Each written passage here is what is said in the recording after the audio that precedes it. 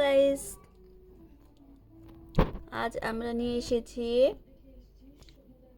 মালাইকারি মিষ্টি। এটা ভগবানকে দিব।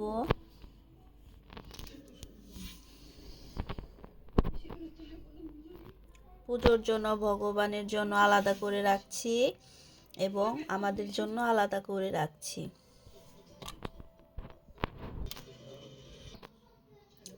এই মিষ্টিটা সবাই অনেক পছন্দ করে, আমরাও অনেক পছন্দ করি।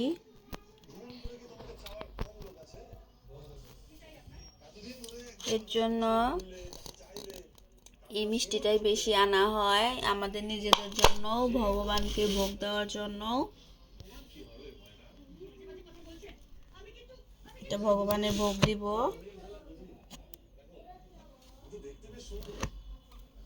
আর এটা আমাদের জন্য।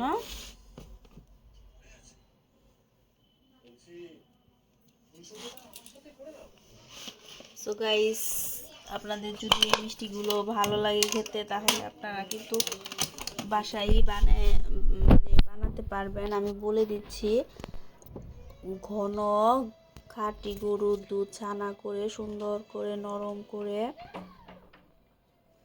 এরপর ছানার সঙ্গে চিনি মিশিয়ে জাল দিয়ে, এরপর সামান্য একটু পরিমাণ ময়দা মিশাবেন, বেশি না, সামান্য একটু। এরপর এরকম এই মিষ্টিটা চমচম যেমন হয় তেমন করে তৈরি করে মাঝখানে এরকম অর্ধেক করতে হবে। কেটে অর্ধেক করার পর উপরে আবার মালাই দিয়ে দিয়েছে। এর জন্য এর নাম হলো মালাইকারি। হ্যাঁ, উপরে মালাই লাগিয়ে দিয়েছে। মালাইটা তৈরি করে নেবেন দুধ দিয়ে,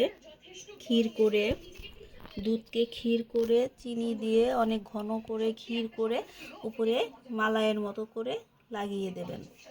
মালাই তৈরি করে নিয়ে চমচমের উপরে লাগিয়ে দিলেই হয়ে গেল মালাইকারি মিষ্টি। Thank you, subscribe my channel.